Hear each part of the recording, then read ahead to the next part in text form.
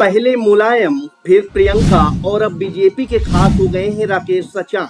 कांग्रेस का दामन छोड़कर बीजेपी में शामिल हुए राकेश सचान को योगी मंत्रिमंडल में कैबिनेट मंत्री के पद से नवाजा गया है। राकेश सचान पहले मुलायम के करीबी रहे, फिर प्रियंका गांधी के और अब बीजेपी के खासम खास हो गए हैं, जिससे बीजेपी के भीतर ही कुछ धड़ों में खलबली मच गई है। योगी सरकार में कैबिनेट मंत्री बने राकेश सचान का कद बीजेपी में बहुत तेजी से बढ़ रहा है, जिससे बीजेपी के कई बड़े नेताओं की नींद उड़ी हुई है। उन्हें डर है कि कहीं राकेश सचान के बढ़ते इस कद से उनका पत्ता साफ न हो जाए। विधायक भले ही राकेश सचान कानपुर देहात की भोगनीपुर सीट से हो, लेकिन फतेहपुर की राजनीति में उनका दखल बराबर होगा, ऐसा अनुमान सियासी लोग लगा रहे हैं। मूल रूप से कानपुर देहात जिले की राजनीति में लंबे समय से अपनी पकड़ रखने वाले राकेश सचान 2009 से फतेहपुर की राजनीति में सक्रिय हैं।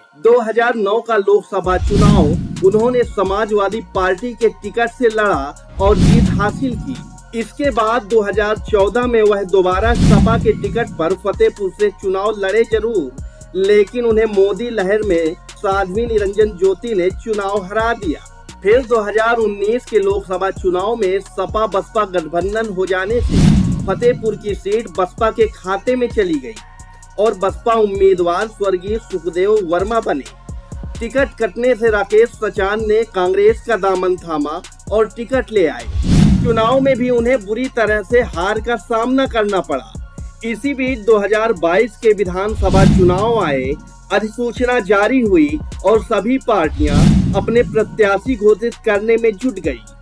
राकेश सचान ने हवा का रुख देखा और बीजेपी में झट से शामिल हो गए। विधायक भले ही राकेश सचान कानपुर देहात की भोगनीपुर सीट से हों, लेकिन फतेहपुर की राजनीति में हमेशा से उनका बराबर दखल रहा है। बीजेपी में उन नेताओं की चिंताएं बढ़ी हुई हैं जो 2024 में लोकसभा टिकट की दावेदारी में लगे हुए थे। ऐसी संभावना है कि 2024 में साध्वी निरंजन ज्योति को पार्टी ब्रेक देकर संगठन में राष्ट्रीय स्तर पर किसी बड़े पद की जिम्मेदारी दे सकती है। ऐसे में 2024 लोकसभा चुनाव में राकेश सचान के बढ़ते कद को देखकर सियासी लोग अनुमान लगा रहे हैं कि 2024 लोकसभा चुनाव के लिए फतेहपुर से राकेश सचान की पत्नी भी बीजेपी की टिकट से दावेदार हो सकती है। आपको क्या लगता है? अपनी राय कमेंट बॉक्स में जरूर बताएं।